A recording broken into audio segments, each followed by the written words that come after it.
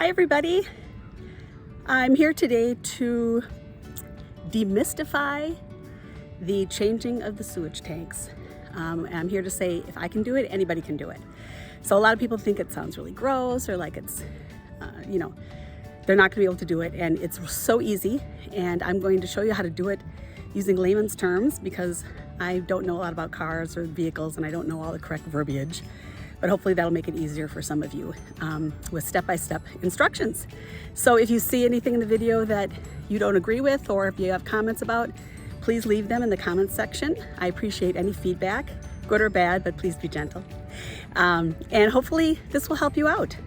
Thanks for watching. Bye-bye. Your supplies are a pair of gloves and your extension tubes.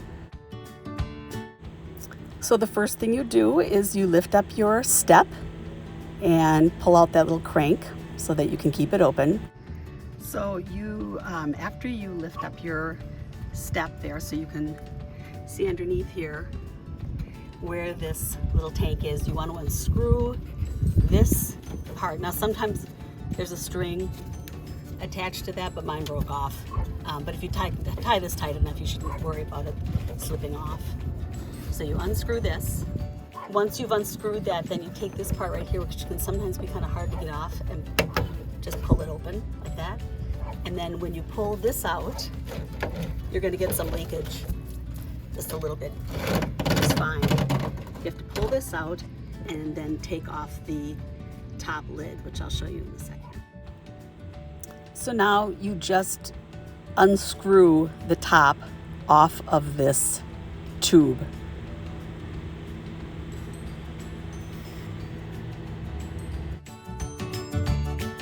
Now you want to find the corresponding end on your tube and you want to attach it. I'm going to put my glove on here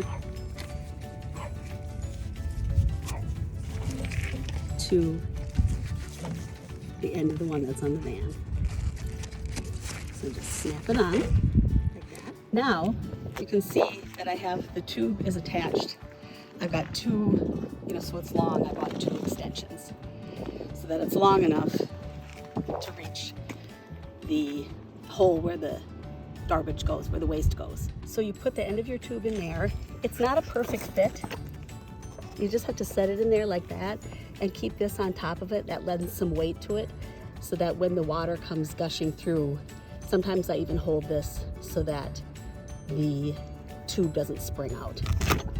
Definitely do not want to have that happening. So keep that in here with this over it. Now, right next to the thingy that I had to open to put the tubes in. Sorry, I don't know all the verbiage. Layman's terms, thingy. You've got your cranks here. Sorry about my dog barking, by the way. She does not like to be left alone in the van, even though it's not hot in there, so don't worry. She's just being impatient.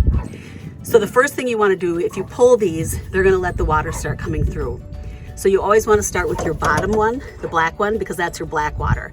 The reason you start with that is because after that goes through the tubes, then you're going to pull this one, which is your gray water, which is like shower water and sink water, and it kind of cleans out these tubes. So I'm going to pull the black one first, and then you can kind of hear it gushing through. And now it's going through there, and you can hear it. And so sometimes what you have to do is just lift these up a little bit to get things moving. Just to keep getting water flowing through there. Sometimes you just have to give it a little bit of help to get everything out of that tank, as much out of that tank as you can. See, sometimes there's just a little bit left at the end. So there wasn't very much in that tank. Then you want to go to the gray tank. That's this one. This one is on my rig, is hard to pull out. But you pull that out as much as you can. And you can hear the water flowing. And now it's gonna go in here. So you just sit and wait here until you don't hear any more water coming through. And then when you don't hear any more water going through, then lift your tubes up again like I did before, just to make sure every little bit is out. Sometimes it just needs a little bit of help. Just lift it up so that gravity pulls the water to the spout. Okay, after you're done, then you just want to lift this off, pull this out. Then you want to unscrew your extension here. You want to screw this back on, like that. And then we're going to slide it back into